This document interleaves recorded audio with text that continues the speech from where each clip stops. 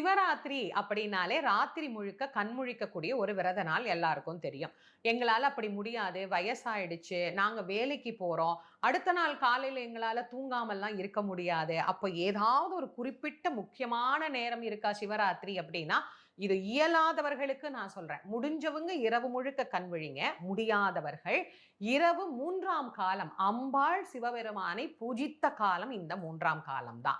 இந்த 3ஆம் காலத்துல 11:45 இருந்து ஒரு 12:15 12:30 வரைக்கும் ஒரே ஒரு வில்வமாவது அந்த நேரத்துல சிவபெருமானுக்கு வைத்து யார் ஒருவர் வழிபாடு செய்கின்றார்களோ அவர்களுக்கு இறைவன் எல்லா விதமான நலன்களையும் தருவார்.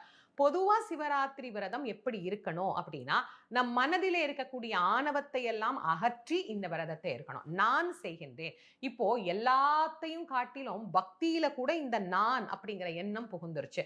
நான் தான் இந்த கோயிலுக்கு இதை செஞ்சேன், நான் தான் இந்த கோயிலுக்கு அதை செஞ்சேன், நான் இந்த அபிஷேகம்